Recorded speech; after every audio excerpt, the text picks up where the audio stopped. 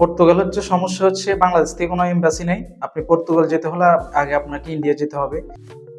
মাশাল্লাহ 50 কোটি তো হয়ে গেল, কিন্তু তো আর থাকা যাবে না।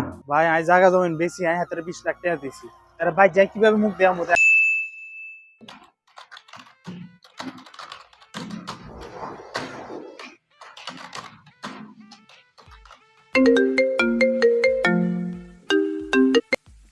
হ্যালো, ওয়ালাইকুম আসসালাম, কেমন আছো? এই তো আলহামদুলিল্লাহ ভালো আছি। তুমি মুরাদ নাকি? আচ্ছা, তোমাকে তো আমেরিকা পাঠানোর পর তো তুমি ভুলে গেছো আমাকে। হ্যাঁ, কি অবস্থা এখন, কেমন আছো? আরে বুঝো না, আমি একটু ব্যস্ত আছি এখন। তোমার পর থেকে তো আরো 100টা ফাইল আমার কাছে আছে এখন, এগুলো নিয়ে প্রসেসিং এ অনেক বিজি, বুঝো না। এই তো ভাই চলতেছে কোন রকম। আমি তো মনে করছি তুমি আর কল টল দিবা না। হ্যাঁ, তোমার পরও আরো 5-6টা ফাইল জমা হয়েছে, আলহামদুলিল্লাহ। হ্যাঁ, ইনশাল্লাহ ইনশাল্লাহ দোয়া করবে আর কি। হ্যাঁ, ওকে ওকে ওকে, আল্লাহ হাফিজ।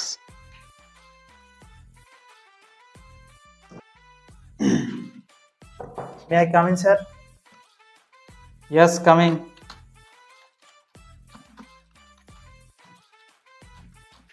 সালাম আলাইকুম স্যার।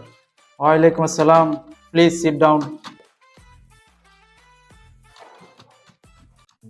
তুমি একটু বসো, আমি হাতের কাজটা একটু সেরে তোমার সাথে কথা বলতেছি।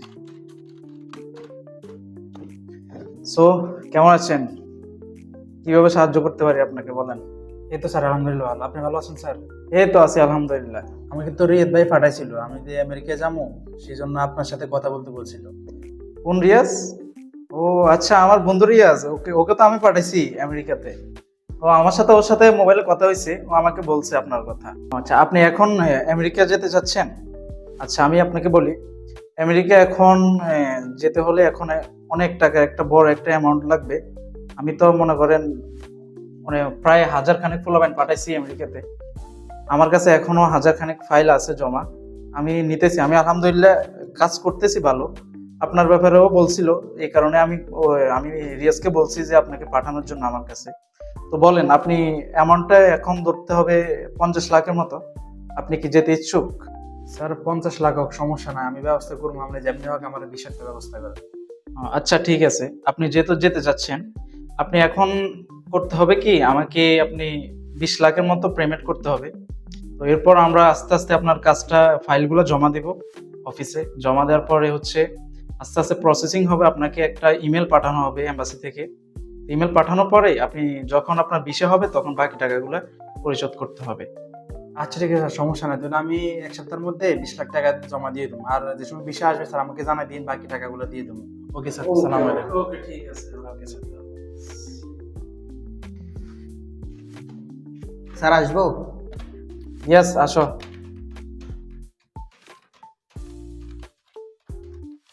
প্লিজ বসো। তো বলেন, কিভাবে আপনাকে সাহায্য করতে পারি? স্যার আমি তো পর্তুগাল যেতাম স্যার, এর খরচ কত আইবো? আরেকটা দূর করলে তো ভালো হয়। ও আচ্ছা, আপনি পর্তুগাল যাবেন? আচ্ছা আমি বলি, পর্তুগাল হচ্ছে সমস্যা হচ্ছে বাংলাদেশ থেকে কোনো এমবাসি নেই। আপনি পর্তুগাল যেতে হলে আগে আপনাকে ইন্ডিয়া যেতে হবে। ইন্ডিয়া এমবাসি থেকে আপনি ভিসা নিয়ে আসতে হবে। এটা একটু ঝামেলার ব্যাপার, বুঝছেন। ইন্ডিয়া ভিসা এখন পাওয়া যাচ্ছে না, সমস্যা। তো আমি তাও তাও চেষ্টা করবো আপনার জন্য যতটুকু পারি। তবে খরচ একটু বেশি আসবে আপনার, 25 লাখ অ্যামাউন্ট এইরকম হবে। আপনি কি যেতে ইচ্ছুক? স্যার 25 লাখ? স্যার আমি তো গরিব মানুষ, এত একটু আমাকে নাই, আর একটু কম আর সময় রান নাই।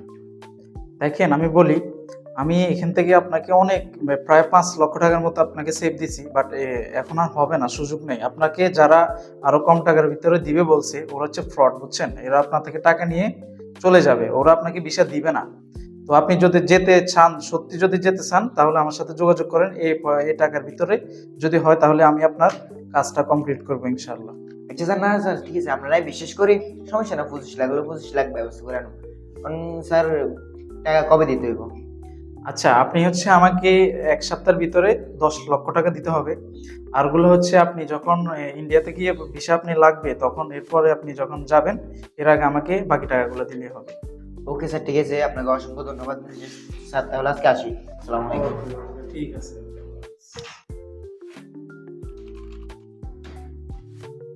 মাশাল্লাহ, 50 কোটি তো হয়ে গেল।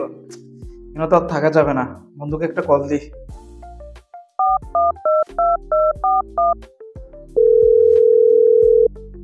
বন্ধু, কেমন আছো?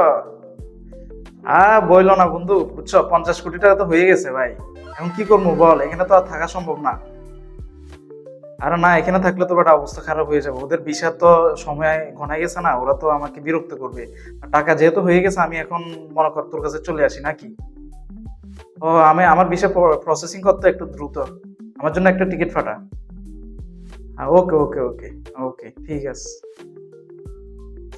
না, এখানে আর থাকা সম্ভব না, কিছু ক্যাশ টাকা আছে, ওগুলো নিয়ে যাই।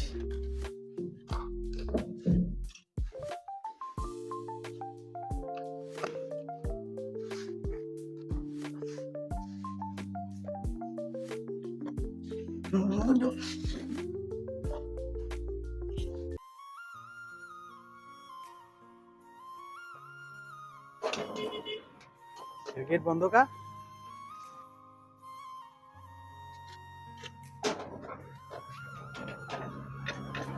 কি ভাই আপনি এনে কি লাইছেন? ভাই আই না শিখলে জানি ওই নে বিদেশি লোক ফাড়াই দেন ইদের কাছে আইছি বুঝলি না। আরে আজ যে বিদেশ যাবার কথা 10 লাখ টাকা লয়ে গেছে আমার বিষয়ের খবর নাই, কোনো কিছুর খবর নেই। তো ভাই আপনি কি লাইছেন? আমরা 10 লাখ টাকা এনে দিয়েছেন। আর ভাই আই তো আমেরিকা জমা গেলা 20 লাখ টাকা জমা দিছি। এবার ফোন টোন দিছি, ফোন টোন ধরে না, আমাদের গ্যাজেতে গেট বন্ধ, তালা মারা যায়। এতে কোনো ফরড নেই, টিয়া হইছে মারি দিকে যোগ নিকো নাই, বুঝিয়েন না কিছু। ভাই আর তো মনে মেটি আমার গেছে কই মিয়া।